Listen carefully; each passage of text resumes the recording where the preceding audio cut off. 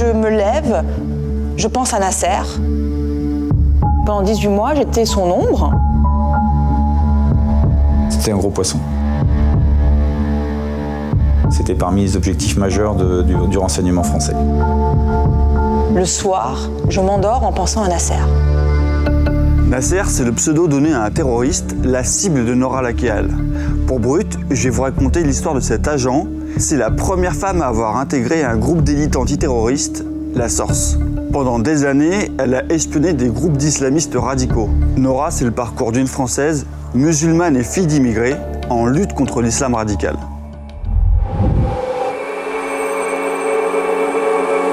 Mes parents sont arrivés en France au début des années 70. Il y avait le plein emploi pour les immigrés. Donc mon père a saisi sa chance et il a décidé de venir de Tunisie. J'ai grandi dans une loge de gardienne. Ma mère était gardienne d'immeuble.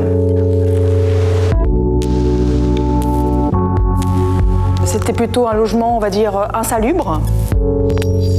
Je pense qu'à ce moment-là, j'avais la rage, quoi. J'avais la rage du pourquoi. Pourquoi ça m'arrive à moi? Pourquoi est-ce que je ne suis pas comme les autres, que mes parents ne m'aident pas à étudier, à me construire? Et donc, j'avais beaucoup de souffrance. Et je ne savais pas où la mettre. Et j'ai réussi à canaliser toute cette énergie en pratiquant la boxe française.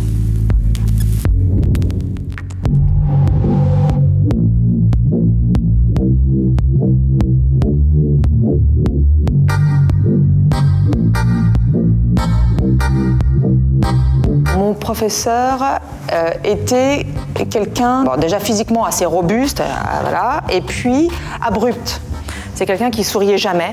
Et c'est très, très difficile parce que c'est le type de personne qui vous dit toujours que vous avez beaucoup de chemin à faire avant d'être le meilleur.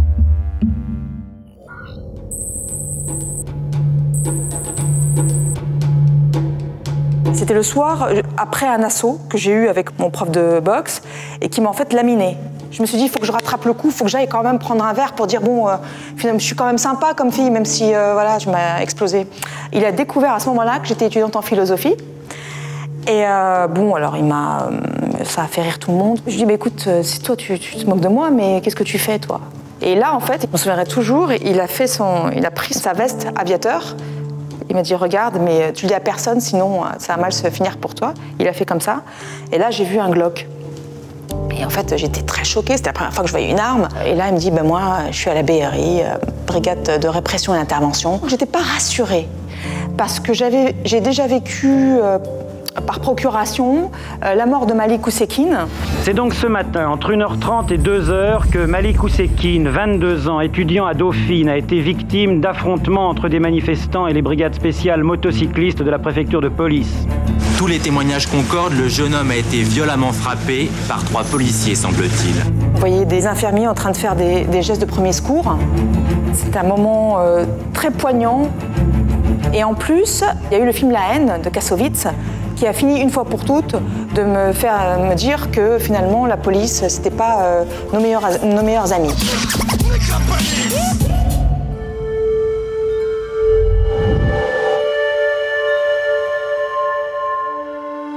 J'étais assez naïve pour croire qu'à partir du moment où moi, Nora Lakeal, j'allais rentrer dans la police, j'allais pouvoir changer les choses, c'est-à-dire réparer les injustices et pacifier les rapports entre la population et la police. Donc je suis affectée à l'école de police de Reims.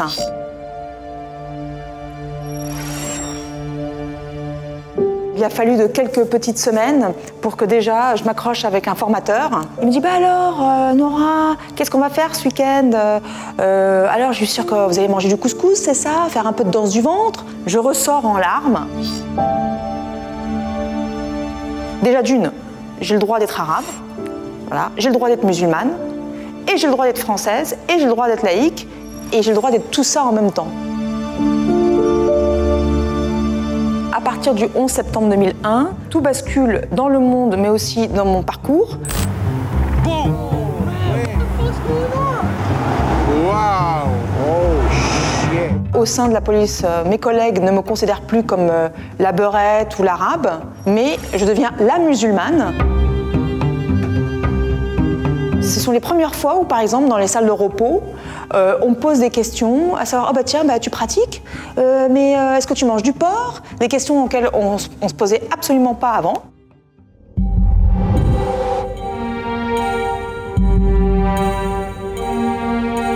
Les services de renseignement sont maintenant persuadés que le terrorisme peut frapper partout. Plusieurs islamistes franco-marocains ont été arrêtés en début de semaine en région parisienne. C'est à Paris ce matin que les policiers de la DST ont opéré un coup de filet dans les milieux islamistes.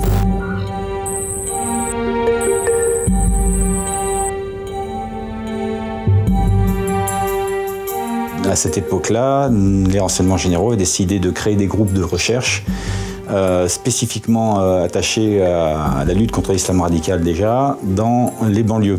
Donc, de façon très pragmatique, il avait été décidé de recruter des gens d'origine maghrébine. Il m'explique lors du test que je vais être la première fille à intégrer ce service, qui est la SORS, section opérationnelle et recherche spécialisée. Donc c'était le service d'élite des renseignements généraux. Ces hommes sont chargés de traquer les réseaux terroristes en France. Leur travail consiste à faire des filatures, surveillance, infiltration dans les milieux islamistes radicaux. Là, c'était vraiment de la surveillance au plus près. C'est-à-dire que nos missions, c'était, on nous donnait en gros une photo, on nous donnait une adresse, et à partir de là, il fallait retracer les activités de l'objectif, ses contacts, ses habitudes. Ma mission était de suivre tous les faits et gestes de Nasser. De cette époque-là, c'était parmi les objectifs majeurs du renseignement français. C'était un théoricien, quelqu'un de très intelligent, plutôt âgé, et qui fédérait énormément. Pendant 18 mois, j'étais son ombre, j'allais où il allait, voilà, très simplement. Et c'est très compliqué parce que sur 18 mois, il faut ne pas être repéré. Donc il faut s'habiller de telle manière quand il va dans une mosquée, puis il faut aller s'habiller de telle autre quand il va aller voir ses copains en bas de la cité. Après plusieurs mois de filature, Nora est démasquée par Nasser. Dans le jargon des RG, on dit qu'elle est détronchée.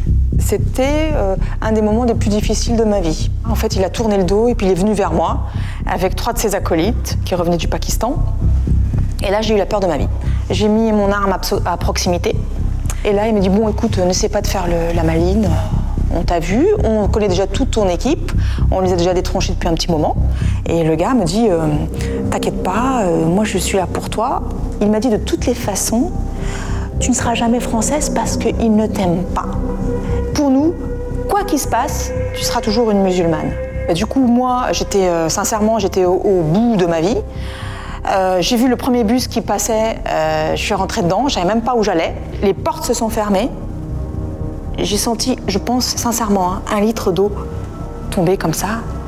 Et j'ai compris ce que c'était que la peur.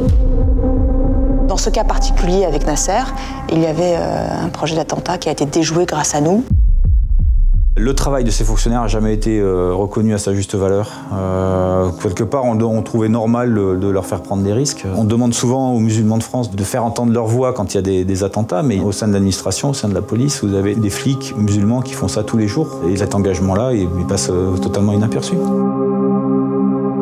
Quelque part, on a sauvé la France et les Français.